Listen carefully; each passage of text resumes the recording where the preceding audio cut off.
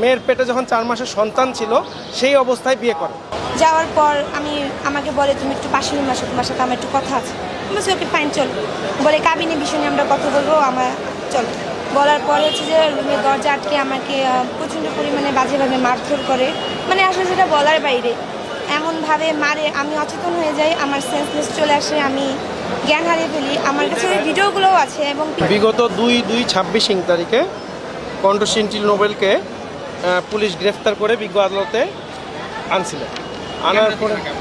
আনার পরে উনি আপোষের শর্তে একটা জামিন চেয়েছিলেন, তো বাদীপক্ষ কোনো বিরোধিতা করে নাই, বলছে ঠিক আছে যদি উনি আপোষ করে নেয় তাহলে আমাদের আপত্তি নাই।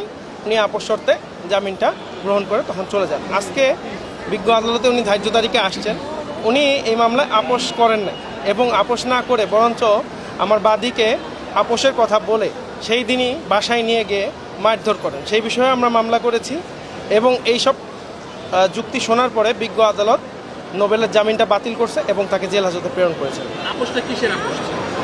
যেহেতু এটা 42406-এর মামলা, অর্থাৎ টাকা পয়সা লেনদেন আত্মসাৎ করার টাকা আত্মসাতের মামলা, সেই জন্য টাকার বিষয়ে আপোষটা মূলত ছিল। কিন্তু নোবেল বলছিল যে সে বিয়ে করবে, বিয়ে করে যেহেতু প্রেমেরও একটা সম্পর্ক ছিল এটা আপোষ মীমাংসা করে ফেলবে।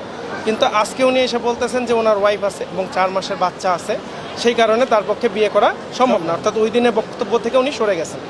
তখন আমরা বিজ্ঞ আদালতে উপস্থাপন করে জানাইছি এই যে বিয়ের কথা উনি বলতেছেন সেই বিয়েটাও হয়েছে কোর্টের মাধ্যমে, নারী শিশু আদালতের মাধ্যমে।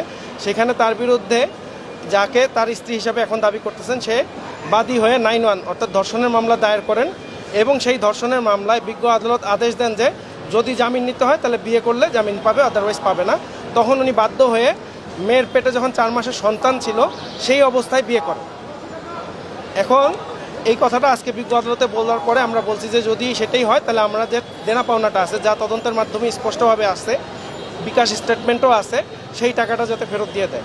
উনি কোনো শর্ততে রাজি না হয় বিজ্ঞ আদালত ওনার জামিনটা বাতিল করে জেল হাজতে প্রেরণ করেছেন ওনাকে। এখন আপনাদের পরবর্তী পদক্ষেপ আমরা ন্যায় বিচার চাইবো বিজ্ঞ আদালতের কাছে। আমরা আমাদের ট্রায়াল চালিয়ে যাব, চালিয়ে ওনার বিরুদ্ধে আমরা আমাদের অপরাধটা প্রমাণ করে তার সর্বোচ্চ শাস্তি দাবি করব।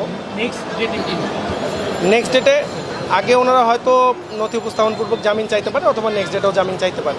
নেক্সট ডেটে আসলে এখনও বলা যাচ্ছে না কি হচ্ছে। ঠিক আছে।